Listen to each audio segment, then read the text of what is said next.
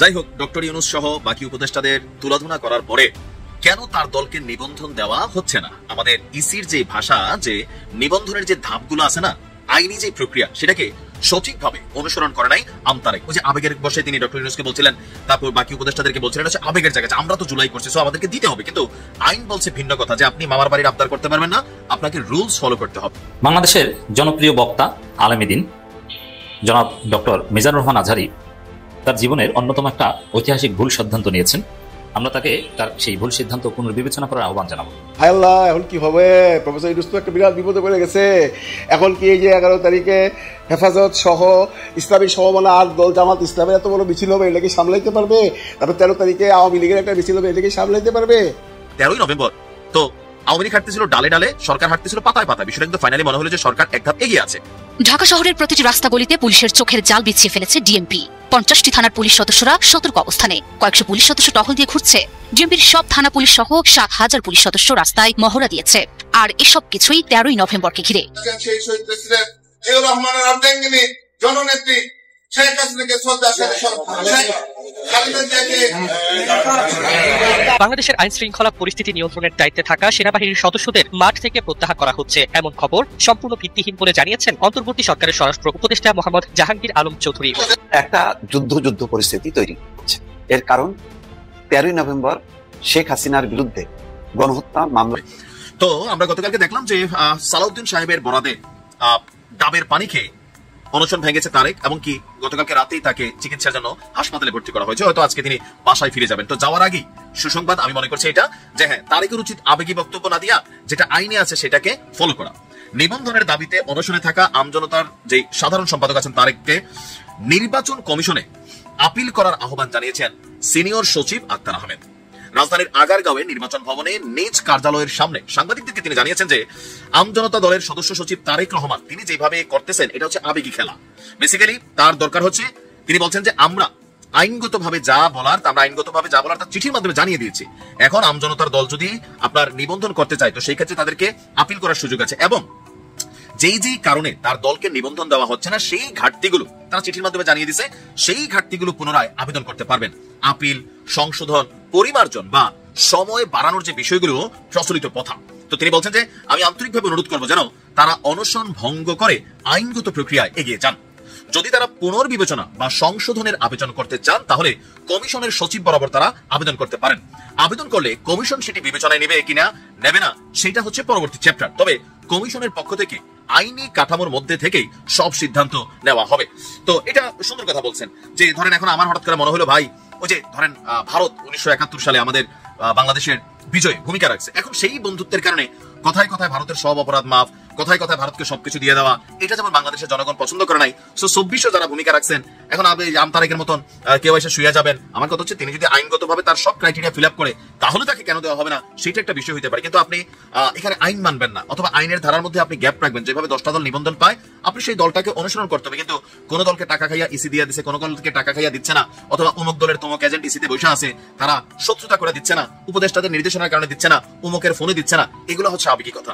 জনাব তারেকের উচিত, আমি জানি ওনার যে আইনজীবী আছেন একজন সারা বাংলাদেশের খুবই সুপরিচিত আইনজীবী অ্যাডভোকেট একলাস উদ্দিন ভূঁইয়া, আমার খুবই কাছের মানুষ, আত্মীয় হয়, তো আমার মামা হয় বেসিক্যালি। তো তিনি যথেষ্ট প্রজ্ঞাবান আইনজীবী, সুপ্রিম কোর্টের আইনজীবী। তো আমার মনে হয় তারেকের দায়িত্ব হবে যে অ্যাডভোকেট একলাস উদ্দিন ভূঁইয়া সাহেবের সাথে কথা বলে বা আরো যারা আইনজীবী আছেন তাদের সাথে কথা বলে কেন নির্বাচন কমিশন তাদের নিবন্ধন দিচ্ছেন না সেটাকে আইনি ভাবে ডিফিট করা। এই শুইয়া টুইয়া অসুস্থ হইয়া কান্দাগাড়ি কইরা আর পারছি না ডক্টর ইউনূসকে ইচ্ছা করে গালি দিয়া এগুলা কইরা ভাই লাভ হবে না। যেহেতু এখন নির্বাচন কমিশন আপনার এই বার্তা আপনাকে দিয়েছে, আপনার উচিত হবে ক্রাইটেরিয়া ফিল আপ করা, রুলস ভাঙার সুযোগ নেই। ভালো থাকুন, আসসালামু আলাইকুম। জনগণের পালস বিবেচনায়, রিয়ালিটি বিবেচনায় দেশের প্রতি, জাতির প্রতি, ইসলামের প্রতি, ইসলামী আন্দোলন একামতে দিনের প্রতি দায়বদ্ধতার অংশের জায়গা থেকে দর্শক, মিজানুর রহমান আজহারীর চাইতে কোনো জনপ্রিয় ফিগার বাংলাদেশে এই মুহূর্তে নেই ব্যক্তি হিসাবে। এক মিজানুর রহমান আজহারী কোথাও যাবেন, সেই আপিলে যে পরিমাণ লোক উপস্থিত হবে বাংলাদেশের কোনো ব্যক্তিগতভাবে সেখানে গেলে ওই পরিমাণ লোক উপস্থিত হবে না। সেটা খালেদা জিয়া হোক, তারেক রহমান হোক, আর ডাক্তার শফিকুর রহমান হোক, আর চরমনাই পীর সাহেব হোক। ব্যক্তিগতভাবে মিজানুর রহমান আজহারীর চাইতে বড় কোনো সেলিব্রিটি বাংলাদেশে নেই, বিয়ন্ড রিজনেবল ডাউট। এই মিজানুর রহমান আজহারী এই জনপ্রিয়তা, এটা আল্লাহর নিয়ামত, আল্লাহর রহমত। এটাকে তো দেশের স্বার্থে, ইসলামের জন্য কাজে লাগাতে হবে। ব্যক্তি স্বার্থে কাজে লাগালে হবে না, কাউকে খুশি করার জন্য পিঠ বাঁচিয়ে চললে হবে না। তো মিজানুর রহমান আজহারী ফেসবুকে কিছু লিখলে এটা সব জাতীয় গণমাধ্যমের রিপোর্ট, এবং কেমন report? Most viewed report, top report, এবং টিআরপি অনেক থাকে। এটা তার জনপ্রিয়তার ফলেই। তো মিজানুর রহমান আজহারী একটা ফেসবুক পোস্টে তার ব্যক্তিগত একটা সিদ্ধান্ত জানিয়েছেন, যেটা জাতীয়ভাবে একটা আলোচিত বিষয়। জাতীয় আলোচিত বিষয়ের উপর আলোচনা করার অধিকার আমরা রাখি বা আলোচনা আমরা করতে পারি, যেহেতু পাবলিক ফিগার, পাবলিকলি আমরা তার এই ভুল নিয়ে পর্যালোচনা করতে পারি এবং পরামর্শ দিতে পারি।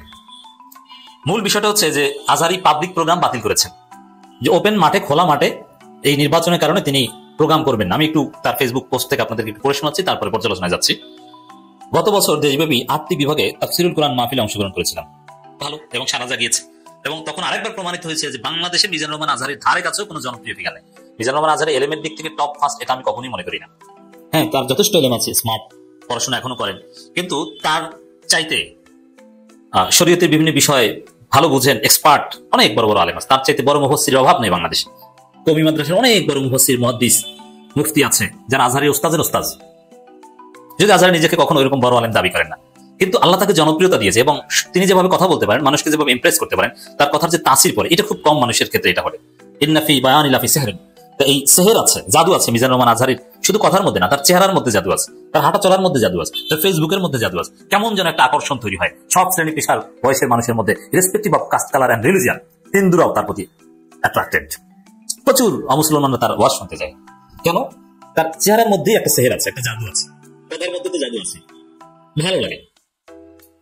আজহারীকে দেখতে এসেছি, কি বলেছেন ওটা আমল করার সময় নেই, কিন্তু জেনজি তাকে দেখতে যায়, ভালো লাগে, তার হাত নাড়ানো ভালো লাগে। এটা আল্লাহর মহা নেয়ামত। এটা গত বছর 8 প্রোগ্রামে প্রমাণিত হয়েছিল। প্রতিটি প্রোগ্রাম বেশ শান্তিপূর্ণ, উৎসব মুখর পরিবেশ সম্পন্ন হয়েছে। পবিত্র কোরআনের দুর্বার আকর্ষণে দূর দূরান্ত থেকে ছুটে আসে। পবিত্র কোরআনের দুর্বার আকর্ষণে যে ছুটে আসে তা না, মিজানুর রহমান আজহারীর ব্যক্তিগত আকর্ষণেও আসে। আল্লাহ তাকে সুন্দর চেহারা দিয়েছে, ওটা দেখতে অনেক মানুষ আছে, আমি জানি, চিনি। নামাজ পড়েন একক, তো আজহারীকে দেখতে যায়। এটা তো কোরআনের আকর্ষণ না, ব্যক্তিগত আজহারী আকর্ষণ। যাই হোক, এই ব্যক্তিগত আজহারী আকর্ষণ, এটি কোরআনের আকর্ষণের রূপ নিক, এটি আমরা চাই। উপচে পড়া ভিড় ছিল চোখে পড়ার মতো। লাখো মানুষের এই সকল জমায়েত সামাল দিতে আইন শৃঙ্খলা রক্ষাকারী বাহিনী সদস্যদের বেশ হিমশিম খেতে হয়েছে। রাইট, অত এক একটা প্রোগ্রামের শেষে আমরা খবরে পড়তাম যে শত শত হাজার হাজার মোবাইল চুরি হয়েছে, স্বর্ণ অলংকার চুরি হয়েছে, এই জন্য জিডি, যদি বেশিরভাগ মোবাইল ফিরে পেয়েছে। পরিস্থিতি নিয়ন্ত্রণে সেনাবাহিনী, পুলিশ সহ সংশ্লিষ্ট অন্যান্য বাহিনী সমন্বয়ে গঠিত যৌথ বাহিনী মাঠ পর্যায়ে যে পেশাদারিত্বের পরিচয় দিয়েছে, তা সত্যিকার অর্থেই প্রশংসার দাবিদার। বর্তমানে সারা দেশে নির্বাচন কেন্দ্রে একটি আমেজ তৈরি হয়েছে। অন্তর্বর্তীকালীন সরকারের ভাষ্যমতে আগামী ফেব্রুয়ারিতে নির্বাচন অনুষ্ঠিত হওয়ার কথা। নানা কারণে আসন্ন নির্বাচন আমাদের জাতীয় জীবনে অত্যন্ত গুরুত্বপূর্ণ একটি বিষয়। ইতিমধ্যে প্রায় সকল রাজনৈতিক দল খুব জোরে সোরে তাদের সভা সমাবেশ প্রচারণা কর্মসূচি শুরু করে দিয়েছে। ডিসেম্বর ও জানুয়ারিতে তাদের মহাসমাবেশগুলো অনুষ্ঠিত হবে। জননিরাপত্তা নিশ্চিত করার স্বার্থে এসব মহাসমাবেশগুলোতে আইন শৃঙ্খলা রক্ষাকারী বাহিনী সদস্যদের মোতায়েন করতে হবে। এমত অবস্থায় আমাদের পক্ষ থেকে নতুন কোন প্রোগ্রামের আয়োজন তাদের উপর বাড়তি চাপ সৃষ্টি করতে পারে। আর আইন শৃঙ্খলা রক্ষাকারী বাহিনীর সদস্যদের সহযোগিতা ছাড়া এক একটি তাফসির মাহফিলে বিশাল জনস্রোত সামলানো মুশকিলের বিষয় হয়ে দাঁড়াবে। জাতীয় স্বার্থে নির্বাচনের ঠিক আগ মুহূর্তে আমাকে ঘিরে এই ধরনের বড় তাফসির প্রোগ্রামের আয়োজন যুক্তিযুক্ত হবে বলে আমি মনে করছি না। এক কথা যদি বলি, নির্বাচনের কারণে মিজানুর রহমান আজহারীর সব পাবলিক মাহফিল বন্ধ, উন্মুক্ত মাঠে। এখন হয়তো কোনো অডিটোরিয়ামের মধ্যে করতে পারেন, দ্যাটস ডিফারেন্ট, ওটা আমাদের আকর্ষণ নেই। মিজানুর রহমান আজহারী অডিটোরিয়ামের আলোচনা শুনতে মানুষ যায় না, ওখানে তার কোনো, যেমন জাকির নায়কের সুপ্রিমেসি হচ্ছে অডিটোরিয়ামের আলোচনা, আর মিজানুর রহমান আজহারীর সুপ্রিমেসি বা স্পেশালিটি হচ্ছে, বা তার মূল আপিলের জায়গা হচ্ছে মাঠে আলোচনা, এবং লক্ষ লক্ষ লোক থাকবে। কয়েকশো লোকের অডিটোরিয়ামের আলোচনায় ওগুলোর প্রতি কোনো আকর্ষণ নেই, ওটা মানে একদম গুরুত্বহীন, ওটা নিয়ে কোনো আলোচনাই নেই।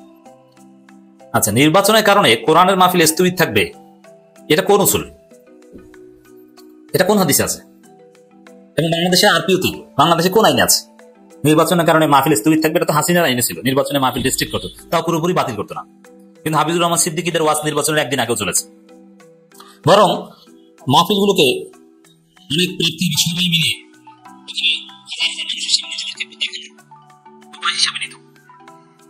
কিন্তু সেখানে মিজানুর রহমান আজহারী নির্বাচনের কারণে ওয়াজ স্থগিত করে দিয়েছে। এটা ভুল সিদ্ধান্ত। তবে সিদ্ধান্ত কেন নিয়েছেন? কাদেরকে খুশি করার জন্য।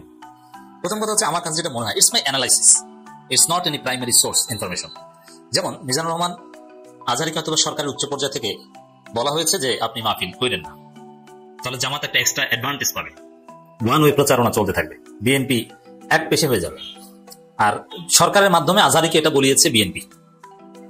এর মানে হতে পারে যে সরকার এবং বিএনপির চাপে মিজানুর রহমান আজহারী এই ভুল সিদ্ধান্ত নিয়েছে। অথবা বিএনপি আজহারীর ওয়াজকে যে বেশিং করে, এই যে দুদুরা, অনেক শামসুজ্জামান দুদু, অনেকে দেখছেন হারুন রশিদ ধারে আর আজহারীর ওয়াজের বিরুদ্ধে নানান কথাবার্তা বলতো, এগুলো তো হয়তো মিজানুর রহমান আজহারী ভয় পেয়েছে, ভয় হয়তো বা এইসব কথা বলেছে না, এই ভয় পেলে হবে না, নইলে এটা স্থগিত করার। মিজানুর রহমান আজহারী কে? তিনি কোন হাসানা ফাউন্ডেশন না কি ফাউন্ডেশন করেছেন, ওগুলো আমরা চিনি, ওগুলো গুনি আমরা। আজহারিক মানে কি? আজহারি মানে ওয়াজিং, বক্তা। বক্তার বাইরে আজহারির কোন অস্তিত্ব আছে আমাদের কাছে? তিনি ব্যক্তি জীবনে কোন ইউনিভার্সিটিতে কি পড়েছেন ওগুলো গোনার টাইম আছে আমাদের। আমরা আজহারিকে চিনি বক্তা হিসেবে, আমাদের বক্তা আজহারি। এর বাইরে আজহারি কোন নেসেসিটি আপিল বাংলাদেশে নেই। সে আজহারি ওয়াজ করবেন না নির্বাচনের কারণে, এটা হতে পারে না। আজহারি তো কোনো এমপি ক্যান্ডিডেট না। এটা বিএনপি এবং ডক্টর ইউনূসের যৌথ চাপে হয়ে থাকতে পারে। চাপ দিলেই কেন মানবেন তিনি? এটা তার অধিকার, তিনি করবেন। এবং জামাতের উচিত মিজানুর রহমান আজহারিকে অ্যাপ্রোচ করে না। ওয়াজ কোরআনের মাহফিলের ঊর্ধ্বে কখনো নির্বাচন নয়। আর নির্বাচিত এই যে মহাসমাবেশ করবে, সমাবেশের দিন কি আজহারি ওয়াজ রাখবে? সাপোজ বরিশালে যেদিন বিএনপির সমাবেশ, ওই দিন কি বরিশালে আজহারি ওয়াজ করবে? না, এটা মেনটেন করবে। রংপুরের পুলিশ কি বরিশালে যে সমাবেশে নিরাপত্তা দিবে? যেদিন বরিশালে বিএনপির খালেদা জিয়া বা তারেক রহমান যাবে, সেদিন যদি ওয়াজ করতে হয় সেদিন ওয়াজ করবে রংপুরে, কারণ রংপুরের পুলিশ তো আর, রংপুরের সেনাবাহিনী তো আর বরিশাল আসবে না। সহজ হিসাব। আপনি কি যুক্তি দিচ্ছেন? এটা ভুল যুক্তি। আর তার চাইতে বড় কথা হচ্ছে মিজানুর রহমান আজহারির একামতে দিনের প্রতি, ইসলামের পক্ষের শক্তির প্রতি দায়বদ্ধতা রয়েছে। আমি মনে করি তারেক রহমান আসতে যে বাংলাদেশে হাইপ তৈরি হবে, একটা হাইপ তৈরি হবে, যদি এই হাইপ হবে ফর দি টাইম, এই হাইপের বাইরে মিজানুর রহমান আজহারির মাধ্যমে ইসলামপন্থীরা প্যারালাল হাইপ তৈরি করবে। কোরআনের মাহফিলের মাধ্যমে এটা করা উচিত। এত রাজনৈতিক সুশীল হইন না, এটার পরিণতি ভালো না। এটা ইসলামী আন্দোলনের চেতনার সাথে যায় না। আল্লামা সাঈদী হলে কখনো ওয়াজ বন্ধ করতেন না নির্বাচনের কারণে, বরং নির্বাচনী প্রচারণা এবং ওয়াজ ইসলামের বিজয়ের স্লোগান দিয়ে যদি একসাথে আয়োজন করে জাতিকে তাক লাগিয়ে দিতেন এবং ইসলামপন্থীদের ভূমিধ্বস বিজয়ের ভূমিকা পালন করতেন। এবং আমি মনে করি মিজানুর রহমান আজহারি যদি চান, প্রত্যেকটা বিভাগে সম্ভব হলে প্রত্যেকটা জেলায়, একটা জেলায় যদি 6টা নির্বাচনী আসন হয়, 6 প্রার্থীকে জামাতের ইসলামপন্থীদের চরমনায় ইসলামের পক্ষে 6 প্রার্থীকে পাশে বসিয়ে প্রত্যেকটা 64টা জেলায় এখন থেকে শুরু করে 64টা ওয়াজ মাহফিল করে তাদেরকে পরিচয় করিয়ে দেন এবং আপনি আহ্বান জানান যে আগামী নির্বাচন ইসলামপন্থীদের বিজয়ী করতে হবে, বাংলাদেশে একটা নতুন ইসলামী বিপ্লব হবে, আর সেই ইসলামী বিপ্লবের অন্যতম নায়ক হবেন মিজানুর রহমান আজহারি। এই সুযোগ কাজে লাগাবেন না আপনি সুশীল হয়ে ইউনূস এবং বিএনপির ভয় কিংবা চাপে আপনি কোরআনের মাহফিল থেকে পিছু হটবেন। আপনাকে সিদ্ধান্ত নিতে হবে মিজানুর রহমান আজহারি। বলে আজকে কয়দিন যাবত কারোরই না মন ভালো না, জানেন। সবারই একই প্রশ্ন, কি হইতে যাচ্ছে দেশে? এই যে সামনের 11 তারিখ বা সামনের 13 তারিখ আওয়ামী লীগের একটা যে কথাবার্তা বাজারে চলতেছে, আওয়ামী লীগ বিরাট আকারে আন্দোলন করবে। আপনারা জানেন যে 13 তারিখে শেখ হাসিনার যে মামলাটা চলছে তার রায় দেবার ঘোষণা হবে। এর এগেইনস্টে আওয়ামী লীগ প্রচুর টাকা পয়সা নাকি বাংলাদেশে ইনভেস্ট করছে এবং আওয়ামীর ছেলেপেলেরা মানে বিরাট ভাবে ঢাকায় একটা আন্দোলন করবে 13 তারিখে। আর এদিকে 11 তারিখে তো আছেই আমাদের যে ইসলামী আন্দোলন সহ জামাত ইসলামের 8টা মানে সেই মনোভাবাপন্ন দল বিরাট বড় একটা সমাবেশের আয়োজন করছে। সেই দলে কিন্তু অনেক বড় বড় নেতারা, মানে এই দলগুলোর অনেক বড় বড় নেতারা সেখানে যোগ দিবেন। আমি তো লিস্টটা পড়ি, তাহলে বুঝবেন যে কারা আসলে আসতেছে সেই দিন সেই জনসভায়। 8 তারিখে সেই জনসভায় ইসলামী আন্দোলনের আমির মুফতি সৈয়দ মোহাম্মদ রেজাউল করিমের সভাপতিত্বে জনসভায় জামায়াতের আমির ডাক্তার শফিকুর রহমান, বাংলাদেশ খেলাফত মজলিসের আমির মৌলানা মামুনুল হক, নেজামে ইসলাম পার্টির আমির অধ্যক্ষ মৌলানা সারওয়ার কামাল আজিজি, জাকপা সভাপতি ব্যারিস্টার তাসমিয়া প্রধান, খেলাফত মজলিসের আমির অধ্যক্ষ মৌলানা আবুল বাসিত আজাদ, খেলাফত আন্দোলনের আমির মৌলানা হাবিবুল্লাহ মিয়াজি এবং বাংলাদেশ ডেভেলপমেন্ট পার্টির সভাপতি অ্যাডভোকেট আনোয়ারুল হক চান বক্তব্য রাখবেন। মানে একটা বিরাট সমাবেশ করবার জন্য ইসলামী সমমনা 8টি দল অলরেডি অ্যানাউন্স করে দিছে। তাদের দাবি কি আপনারা সবাই জানেন, সেই পুরনো কাশুদি ঘাইটা লাভ নাই। তবে তাদের যে দাবিগুলো সেগুলো নিয়ে তারা বহুবার বলছে এবং আপনারা সবাই জানেন যে আমি যদি ছোট্ট করে বলি সেই একই কথা, জুলাই সনদ বাস্তবায়ন করতে হবে, জুলাই সনদের আইনি ভিত্তি দিতে হবে এবং গণভোট জাতীয় নির্বাচনের আগে দিতে হবে। বাট বিএনপি মানছে না। এগুলো আপনারা সবাই জানেন, পুরনো ঘটনা পুনরাবৃত্তি করতে চাই না। কিন্তু ঢাকায় যখন ফোন করি তখন এরা এত টেনশনে বলে যে ভাই কি হবে একটু বলো না ভাই। মানে এদের ভাবতে হবে কি জানেন, আমরা যেহেতু পলিটিক্যাল এই সমস্ত ভিডিও বানাই, মনে করে আমি বহুত বড় রাজনীতিবিদ এবং আমার সাথে বহুত বড় বড় জায়গায় লাইন আছে, আমি সব জানি। আমি যেন বলে দিই যে কি হইতে যাচ্ছে বলো, একটু স্বস্তি নেই তোমার কথা শুনে। আসলে কি আমরা তো কিছু জানি নাকি? আমরা তো বেসিক্যালি বিভিন্ন খবর অ্যানালাইসিস দেখা, বিভিন্ন অ্যানালিস্টের কথা শুই না, পত্রপত্রিকা পড়া সেই খবরগুলো আমি আপনাদের কাছে দেই। এই কথাটা ঢাকায় যখন বুঝাইতে চাই তারা বিশ্বাস করে, বলে না তোমরা অনেক কিছু জানো ভাই, তোমরা বলতেছো না। আসলে বলো বন্ধু কি হবে? আসলে কিচ্ছুই হবে না। আমি বলে দিলাম একটা কথা মনে রাখেন। আপনারা অনেক ভিডিও দেখতেছেন ইদানিংকালে, প্রফেসর ইউনূসের শত্রু ভাবাপন্ন কিছু ইউটিউবাররা বলে বেড়াইতেছে সব দোষ প্রফেসর ইউনূসের। প্রফেসর ইউনূস কেন ঐক্যবদ্ধ পরিষদ করতে গেল, গেলে সমস্ত দলগুলোকে বসাই এখন ঐক্যবদ্ধ আসতে পারলো না, কেওয়াজ লাগাইয়া ঐক্যবদ্ধ কমিশনের সেই আলী রাজা সাহেব চলে গেল, আলী রিয়াজ সাহেব এখন ফালাই থেকে গেছে ইউনূস সাহেবের কাছে, ইউনূস সাহেব এখন তো পড়ে গেছে গর্তে, এমন কথা কিন্তু বলতেছে। কিন্তু তাদেরকে বলছি যে আপনারা কি সবাই ইউনূস স্যারের এত কাঁচা খেলোয়াড় মনে করেন? উনি এত কাঁচা খেলোয়াড় না। আপনারা যারা বলতেছেন উনি গর্তে পড়ে গেছেন এবং সব দোষ প্রফেসর ডক্টর মোহাম্মদ ইউনূসের আজকের এই রাজনৈতিক অস্থিরতার জন্য, তাদের জ্ঞাতার্থে বলছি, একবার চিন্তা করেন তো মিয়া ভাই, যে বলতেছেন এই সমস্ত কথা, বাংলাদেশে আজ পর্যন্ত কোন রাজনৈতিক নেতা এতগুলা দল নিয়ে এতগুলা দল একসাথে বসাইয়া একটা আলোচনায় দীর্ঘ 6টি মাস বসাতে পারছে? কেউ পারে নাই, ডক্টর ইউনূস বসাইছে। তার মানে এই যে সমস্ত রাজনৈতিক দলগুলা একটা জায়গায় গেছিল কিছু একটা শোনার জন্য, কিছু একটা করার জন্য। যদি এর মধ্যে কিছু কিছু দলের প্রধান ইচ্ছা হলো যে যাই করেন তাই করেন, নির্বাচনটা দিয়ে দেন, কিন্তু জনগণ কি চায়? আপনারা জনগণের নাচ দেখেন তো, বাংলাদেশের মানুষ কি সেই নির্বাচন চায় যে আগের মতো যে একটা তড়িঘড়ি নির্বাচন হয়ে যায়, নির্বাচন হয়ে একটা সরকার গঠন হোক, যে সরকার সে আগের মতোই দেশ চালাক? বাংলাদেশের মানুষ তো সেটা চায় না। আমরা এই যে এত বড় একটা আন্দোলন হইলো বাংলাদেশে, এই আন্দোলনটা কি শুধুমাত্র একটা নির্বাচনের জন্য হয়েছে? না, শুধুমাত্র একটা নির্বাচনের জন্য এই আন্দোলন হয় নাই। এই আন্দোলনটা হয়েছে শুধুমাত্র নির্বাচন না, নির্বাচন অবভিয়াসলি হবে, কিন্তু নির্বাচনের আগে কিছু সংস্কার করতে হবে, কিছু রাষ্ট্রের কিছু অক্ষত জায়গাকে মেরামত করতে হবে। সোজা কথা বাংলায় যদি বলি, মেরামত করতে হবে। যেভাবে আপনারা এতদিন দেশ চালাইছেন সেইভাবে দেশ চলবে না, এটাকে মেরামত করতে হবে। যে সমস্ত জায়গায় ভুল আছে সেই ভুলগুলোকে সংশোধন করতে হবে, ক্ষমতার বিকেন্দ্রীকরণ করতে হবে, অন্যায় অত্যাচার বন্ধ করতে হবে, ঘুষ দুর্নীতি বন্ধ করতে হবে, ইত্যাদি ইত্যাদি। অনেক বড় একটা ম্যান্ডেটের জন্যই কিন্তু আসলে এই আন্দোলনটা হয়েছিল। কিন্তু আন্দোলনের পর আমরা কি দেখলাম? আমরা সবাই দেখলাম তোড়জোড় করে একটা নির্বাচন নির্বাচন নির্বাচন। যদিও প্রফেসর ডক্টর মোহাম্মদ ইউনূস প্রথম থেকেই বলে আসতেছেন আমি সংস্কার করব, বিচার করব, নির্বাচন দেব, কিন্তু ওনাকে নির্বাচনের ব্যাপার ছাড়া অন্য কোনো ব্যাপারে কিন্তু কেউ খুব একটা সাহায্য করে নাই। আপনারা একটু হিসাব করে দেখেন, এখন তো সবাই মিলা বলতেছেন সব দোষ প্রফেসর ডক্টর মোহাম্মদ ইউনূসের। প্রফেসর ডক্টর মোহাম্মদ ইউনূস কেন ঐক্যমত্য কমিশনটা হুদাই করলো, ওইটা কতগুলো পয়সা নষ্ট করলো, রাষ্ট্রের পয়সা তো বহুভাবে নষ্ট রে ভাই। এখানে কোনো চুরি চামারি হয় না, এই দলীয় নেতারাই খাইছে।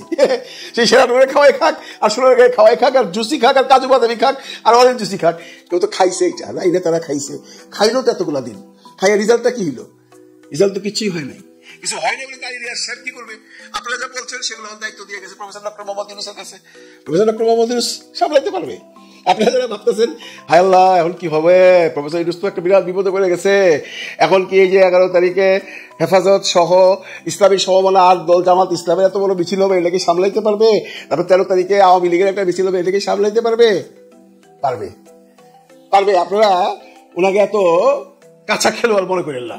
আরো কিছু আছেন যারা বিদেশ থেকে বিভিন্ন রকমের ইউটিউব কন্টেন্ট তৈরি করেন, তারা এখন নতুন একটা মানে বাতকি বাত চালু করতেছে পুরা রাজনৈতিক মহলে, যে আর্মি নাকি বলছে আমরা প্রফেসর ডক্টর মোহাম্মদ ইউনূস স্যারের সাথে লাই, আমরা বহুত আসছিলাম, আমরা নাই রাজনৈতিক কোনো ব্যাপারে আমরা হস্তক্ষেপ করবো না। ওনারা কারণ দেখাইতেছেন, কি কারণে করবেন না? যে ভাই আমরা রাজনৈতিক ব্যাপারে হস্তক্ষেপ করুন, কোথাও কোনো গুলিগোলা চালাবো, তাহলে আপনারা করবেন যে আর্মির ব্যাপার বিচার করো, এই সমস্ত করলাম, আমরা শুনে গেলাম। এগুলো সব ভুয়া কথা। আর্মি এই ক্রান্তিকালে সরকারকে ছাইরা যাবে না।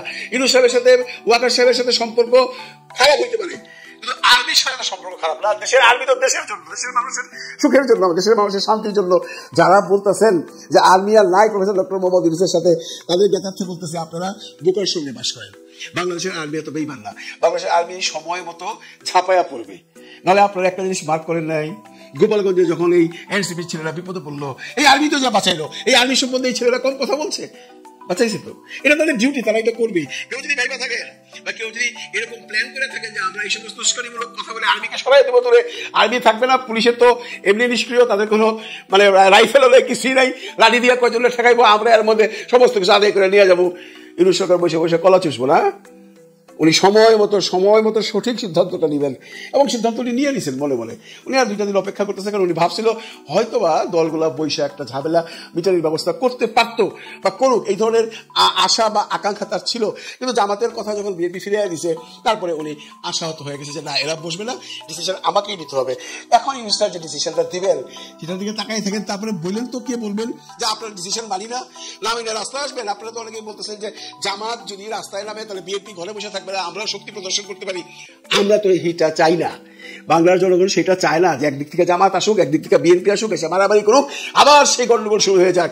এতে করে কিন্তু সেই যে তৃতীয় শক্তি ওনারা সুযোগ নিয়ে নেবে। আপনারা তো পারলেন না, আপনারা সবাই একটা হইয়া, এই দলগুলা যে কোনো ভাবেই একটা হইয়া তৃতীয় শক্তিকে মোকাবেলা করার মতো ক্ষমতা আপনাদের নাই, কারণ আপনারা আছেন সবাই যার যার নিজেদের স্বার্থে। কে কখন আছেন ইলেকশন করবেন, এমপি হবেন, মন্ত্রী হবেন, সাংসদ হবেন, মাল কামাবেন, এই ধান্দা এখন ছাড়েন না ভাই। আপনারা দেশটার জন্য কিছু ভাবেন। এই যে এতগুলো মানুষ মারা গেল, এতগুলো মানুষ পঙ্গু হইলো, এখনো রাস্তায় চিৎকার শোনা যায়, তাদের জন্য একটু মায়া হয় না? বাঁচবেন কতদিন ভাই? সারা জীবন বাঁচবেন না তো, একদিন তো যাইতে হবে উপরে। ওখানে যে বিচার দিলে সেই বিচারের সামনে দাঁড়াইতে হবে। এই মাল, এই টাকা কি হবে? দেখেন নাই আগের সরকারে যারা মাল কামাইছে তাদের কি অবস্থা হয়েছে? বাংলাদেশে এমনটি আবার হইতে পারে। কারণ জানেন তো, বাঘ যখন মাংসের স্বাদ পাওয়া যায় তখন খালি মাংসই খোঁজে। বাঙালি শিখা ফেলাইছে যে স্বৈর শাসককে কি করে উৎখাত করতে হয়। আপনারা যে যেভাবেই ভাবেন না কেন, যে যেভাবেই সরকার আসতে চান না কেন, সরকার এসে আবার একটা স্বৈর শাসক হবেন, পারবেন না। 10 দিন লাগবে আপনাদের সরাইতে। বাংলার মানুষ আবার রাস্তায় নামবে, কারণ এরা আন্দোলন করতে এরা হেবিচুয়েটেড হয়ে গেছে।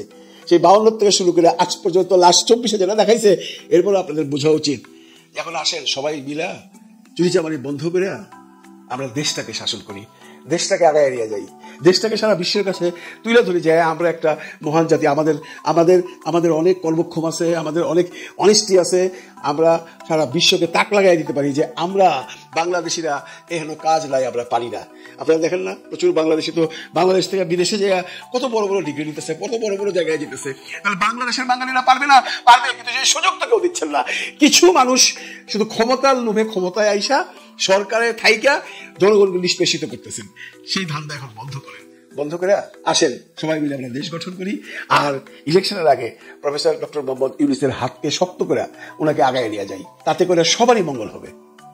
ভালো থাকবেন সবাই, ভালো রাখবেন সবাইকে। আল্লাহ হাফিজ। তৈরি হচ্ছে।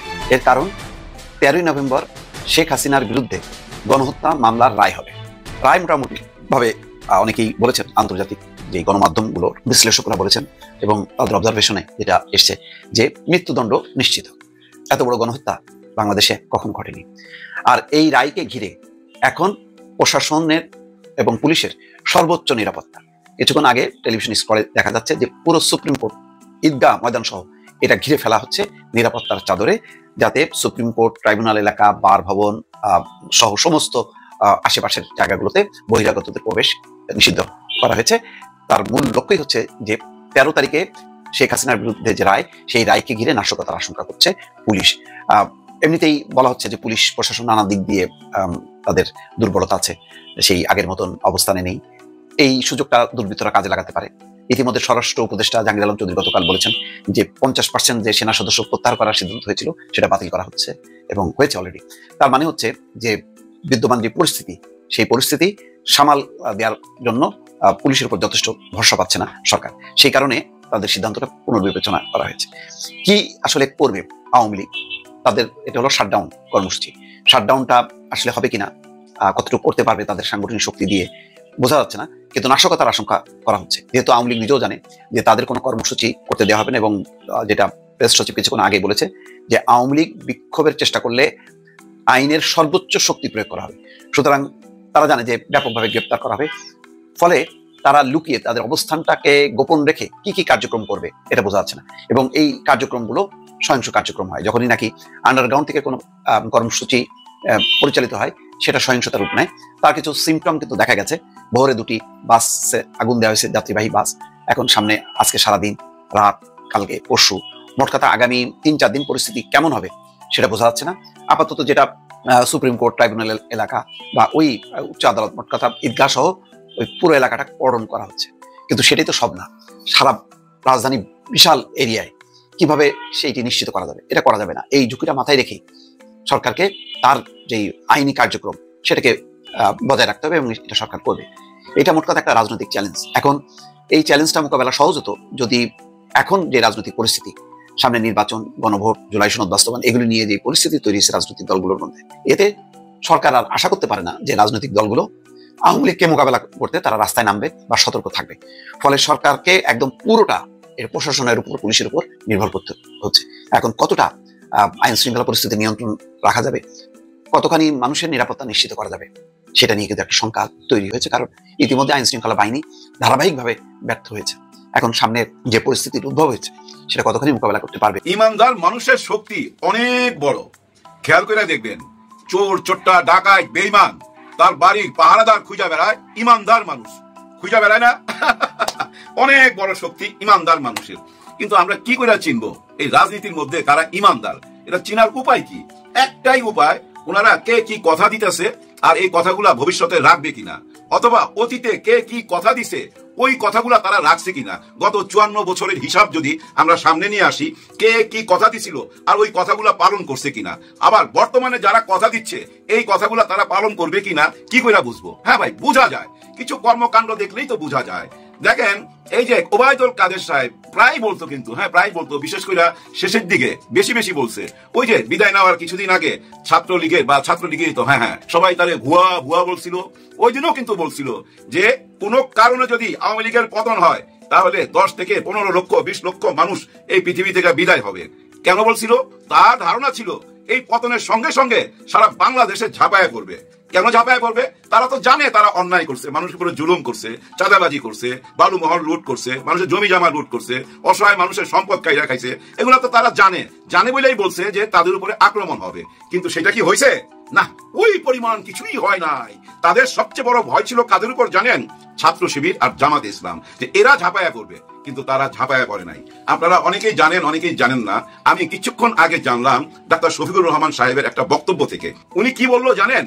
যে আমরা 5 আগস্টের বিকালের মধ্যে আমাদের সবাইকে, মানে জামাতে ইসলামের যে যেখানে আছে, ছাত্র শিবিরের যে যেখানে আছে, সবাই কাছে একটা SMS পাঠিয়ে দিছিল যে কেউ কোনো আক্রমণ করবা না, কেউ কোনো প্রতিশোধ নিবা না, আমাদের উপরে জুলুম হয়েছে সেটার বিচার আল্লাহ করবে, কিন্তু কেউ কোনো জুলুম করবা না, আমরা তাদের মতো ব্যবহার করব না। এই বাণীটা সবাই কাছে পৌঁছায় দিছে। খেয়াল করছেন? এই কারণেই কিন্তু ওবায়দুল কাদেরের ওই কথাটা সত্যি হয় নাই। জুলুম হয়েছে, অত্যাচার হয়েছে, কারা করছে এটা আমরা জানি, সবাই জানি। সেগুলো নিয়ে আলোচনা কইরা লাভ নাই। অন্যের গিবত আর কত গামু ভাই, এত গিবত গাইতে ভালো লাগে না। যাই হোক, পৃথিবীর সমস্ত যুক্তি তর্ক নিজের পক্ষে। দেখবেন সমস্ত যুক্তি তর্ক যা আছে পৃথিবীতে আমার নিজের জন্য, আমার মক্কেলের জন্য, আমার নিজের পক্ষে সাফাই গাইবার জন্যই এই যুক্তি তর্ক। কিন্তু আমি যতই যুক্তি তর্ক করি না কেন, বুঝার ক্ষমতা যাদের আছে তারা ঠিকই বুঝবে। আমি একটা কিছু বইলা দিলাম আর আপনারা সেটা বিশ্বাস করবেন না? নিশ্চয়ই না। আপনার মেধা দিয়ে আপনি চিন্তা করবেন। এখন আসি আসল কথায়। দেখেন ভাই ব্রাদার, সেই 5 আগস্টে যদি ছাত্র শিবির আর জামাত ইসলাম প্রতিশোধ নেবার জন্য ঝাঁপায় পড়তো, কি দাঁড়াইতো বাংলাদেশে? একবার চিন্তা করেন। কিন্তু তা করে নাই, সবাইকে রুইখা দিছে। তারপরে কি করছে জানেন? সমস্ত থানায় থানায় ওনারা যোগাযোগ করতে লাগলো, পুলিশ ভাইদের সঙ্গে, অফিসারদের সঙ্গে যোগাযোগ করলো, বললো আপনারা থানায় ফিরত আসেন, আমরা আপনাদেরকে পাহারা দিব। তখন অনেক পুলিশ ভাইরা বলছিল আমরা থানায় যাই কি করবো, যেন তো চেয়ারও নাই, টেবিলও নাই, ল্যাপটপ নাই, সবকিছু তো ভেঙে ফেলছে, লুট হয়ে গেছে। তখন জামাত ইসলাম বলছে যে আমাদের সাধ্য মতো আমরা এগুলো সাপ্লাই দিব আপনাদেরকে। তারপরে প্রশ্ন উঠছে, আমরা যে এই মুহূর্তে ডিউটিতে যাব, কে খাবার দিবে আমাদেরকে? খাবার আসবে কই থেকে? কোনো ব্যবস্থা তো নাই। সব দিকেই তো ভাই ছিন্ন ভিন্ন হয়ে গেছিল। আমি 5 আগস্টের ঠিক পরের মুহূর্তের কথাগুলো বলতেছি। তখন জামাত ইসলাম থেকে বলছিল আমাদের যতখানি সমর্থ আছে ততখানি সমর্থ নিয়ে আপনাদের পাশে দাঁড়াবো, আমরাই খাবার সাপ্লাই দিব। এবং 330টা বা 32টা থানায় জামাতে ইসলাম এই খাবার সাপ্লাই দিছে, চেয়ার টেবিল দিছে এবং তাদেরকে ডিউটি করার জন্য ব্যবস্থা করে দিছে। এবং এরকম কথাও দিছে আপনারা থানার ভিতরে থাকবেন, আমরা আপনাদেরকে বাইরে থেকে পাহারা দিব। ভিতরে ভিতরে দেখছেন কত সুন্দর, কত ভালো কাজ করছে। খেয়াল করে দেখেন, এই ভালো কাজ যারা করছে তাদেরকে কি চিন্তা আমরা ভুল করব? একবার চিন্তা করেন, ভিতরে ভিতরে কত সুন্দর কাজ করছে, কত ভালো কাজ করছে। আর এই কাজগুলা দেখে আমার একটা জিনিস মনে হয়, কি মনে হয় জানেন? আমি জানি না আপনারা কিভাবে নিবেন, তবু মনের কথা তো সবকিছুই শেয়ার করি, এইটাও শেয়ার করি। জামাতে ইসলাম যদি কখনো ক্ষমতায় যায়, কখনো বলতে এই আগামী নির্বাচনে মনে করেন 151টা সিট পাওয়া গেছে, ধইরা নেন, নাও পাইতে পারে, ধইরা নেন, যদি 151টা সিট নিয়ে ক্ষমতায় যায়, যা কি করতে পারে জানেন? একটা সাধারণ ক্ষমা ঘোষণা করতে পারে। এটা আমার নিজের কথা ভাই। কেন আমার এমন ধারণা হইলো? আমার এমন ধারণা হয়েছে ডাক্তার শফিকুর রহমান স্যারকে ফলো কইরা।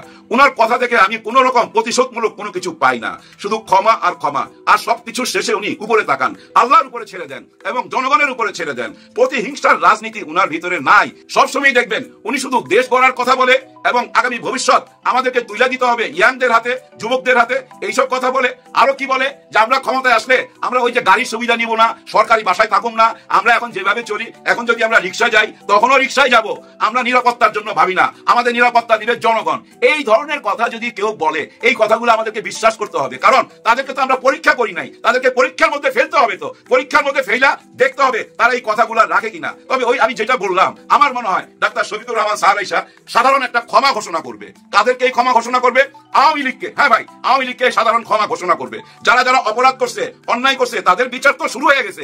এবং এই 13 তারিখে আপনারা বুঝতে পারবেন অন্তত 3 জন, এই 3 জনের রায় তো আসতেছে। সরকার বলছিল, ডক্টর ইউনূস স্যার বলছিল বিচার দৃশ্যমান হবে, সে দৃশ্যমান হয়ে যাবে। আর ওই দৃশ্যমান হওয়ার পর এই নির্বাচনটা কিভাবে হবে, হ্যাঁ না ভোট, গণভোট, সবকিছু সামনে চলে আসবে। ওগুলো নিয়ে আর ভাবতে চাই না। আমি কেন ক্ষমার কথা বললাম সেটা নিয়ে একটু আলাপ করতে চাই। দেখেন ভাই ব্রাদার, এই দেশে আওয়ামী লীগকে অস্বীকার যেতে পারবেন কেউ আপনারা? অস্বীকার যাইতে পারবেন না। আওয়ামী লীগের হাজার দোষ আছে, কিন্তু যাদের দোষ আছে তারা তো পলাতক, আর যারা আছে তারা তো সাপোর্টার। তারা একদিন এই আওয়ামী লীগকে নিয়ে সামনে আসবে। যে দলটা স্বাধীনতার সাথে জড়িত ওই দলটাকে খেয়ে দেওয়া ঠিক হবে না। হ্যাঁ, খেয়ে দেওয়া ঠিক হবে না। বহির্বিশ্বে যে মেসেজটা যাবে ওই মেসেজটা সঠিক যাবে না। এখন যদি কেউ মনে করে যে না, আইন দিয়া, জুলুম কইরা, লাঠি দিয়া